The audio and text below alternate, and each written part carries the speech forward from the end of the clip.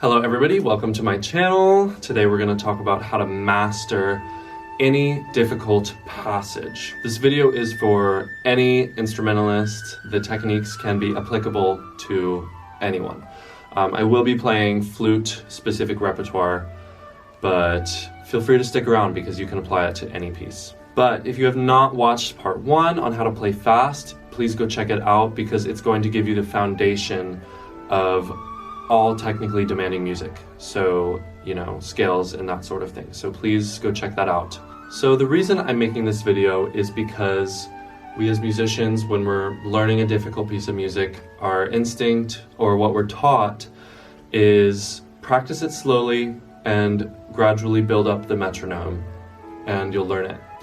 And sometimes that works, and sometimes, there's something where it just doesn't click, and that's normal, because this isn't always the answer. So here are my tips to mastering any difficult passage.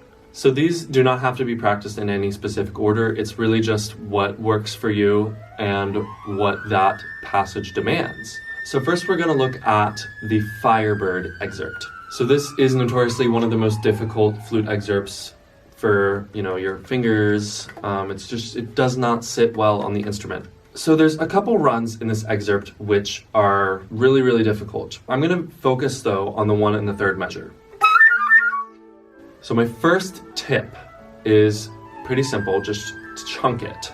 So what I mean by chunk is to kind of separate every identifiable piece of this passage into something more digestible. So with this passage, it's pretty obvious, we have kind of two different ideas.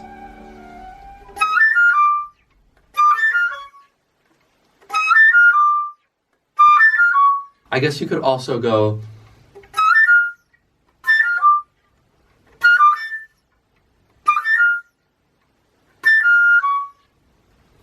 so hopefully that was clear what I did there. I took 3 notes instead of 4 and really work on smoothing out every interval, so you're not getting this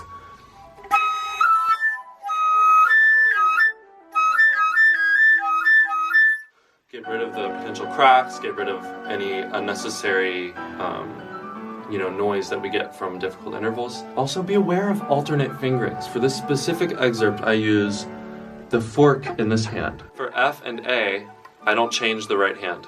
It makes it so much easier. Really, alternate fingerings are your best friend, by the way, just side comment. So yeah, chunking it is my first tip. Second, we're going to add 1 note at a time. So this will just kind of, again, make it a more digestible presentation for your brain.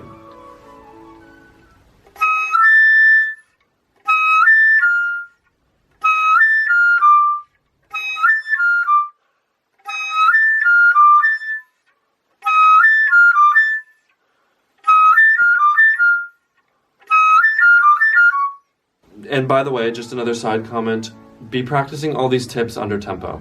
No need to practice these at tempo, especially with something like this. Okay, so hopefully that was clear, how I kind of worked that.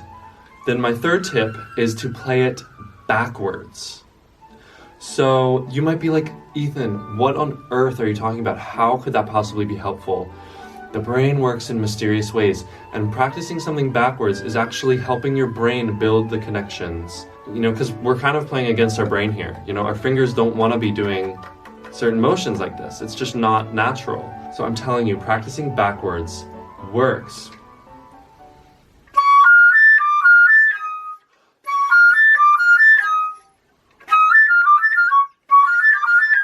And then you can kind of combine backwards with the previous 2 topics we already talked about.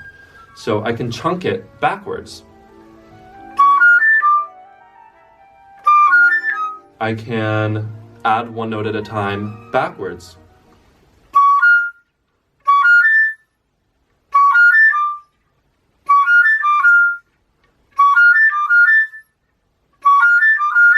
So you'll find that sometimes these techniques aren't always the most helpful. Like I probably wouldn't add 1 note at a time backwards in my own practice, but it's just to give you ideas. So my 4th tip maybe you've done this one before, is to swing it. How would you swing something like this? You know, just pretend it's just one line of 7 notes. And now we're going to take that and put this with it.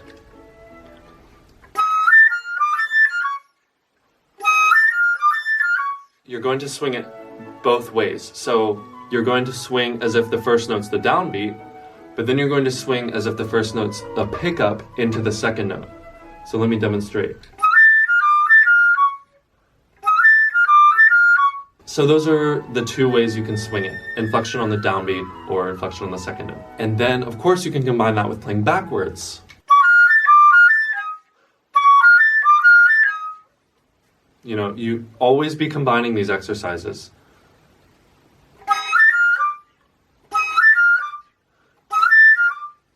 That was the chunking exercise combined with swinging. The next one is to elongate troublesome notes and intervals. So, for example, I have a hard time with the D sharp to the A. So how I might do this is to elongate the first note of each triplet. And then I would also probably elongate the A's.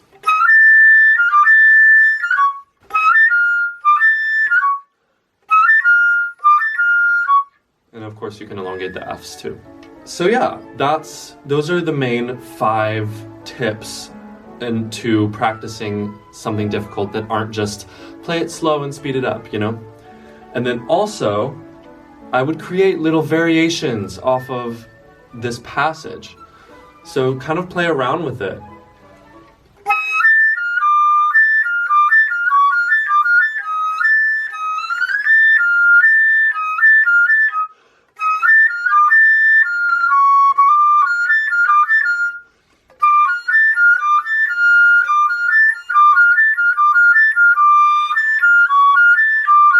And always understand what it is you're doing, you know, don't just play random things. But what I was doing there, I always had an understanding of what my goal was. You're working to build difficult connections for your brain, you know? Okay, so now let's take a different excerpt and I'm gonna demonstrate with that as well, just to kind of clarify anything that might be confusing. All right, so I'm gonna show you, I'm just gonna play through how I would practice the opening of the Daphnis and Chloe Suite number 2. So say I practiced this slowly and sped it up and I'm still having trouble. Here's what I would do.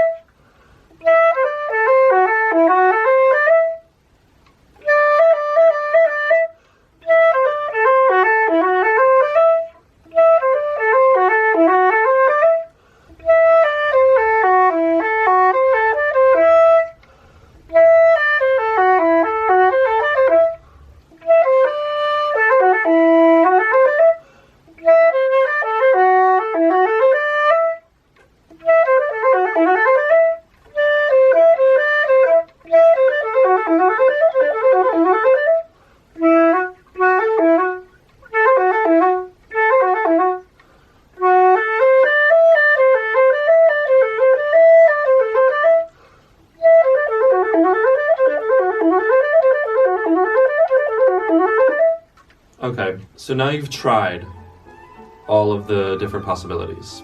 You've tried all these tips. Now you're getting ready to play the passage how it is, in tempo. Before you go, be mindful. You're gonna ask yourself, what felt better? What worked? What still kind of feels uneasy? Did I mess anything up? Why? What can I do to fix it? Where was it in the passage? What note was it that gave me trouble? Is there anything that I got right this time, but still kind of feels difficult, kind of feels like it's unstable? So take note of those things and now repeat all the tips, working on, those spots that are still troublesome. And even the things that you finally got right, keep working on them because, it's not going to take one time to fix them. And I just want to say it can take a while to still nail a passage. Taking something like one of the runs from Chantelinos,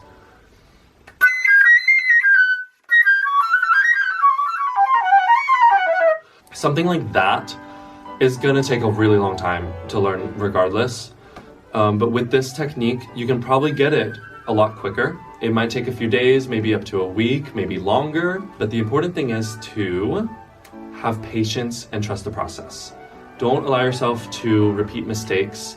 Once you make a mistake, immediately go back to the exercises and get to the bottom of what it is. Don't let yourself make that mistake muscle memory. So I hope this was helpful for you. If you have any questions, please leave me a comment or email me. My email is in the description box. Thank you so much for watching, and I'll see you in the next video.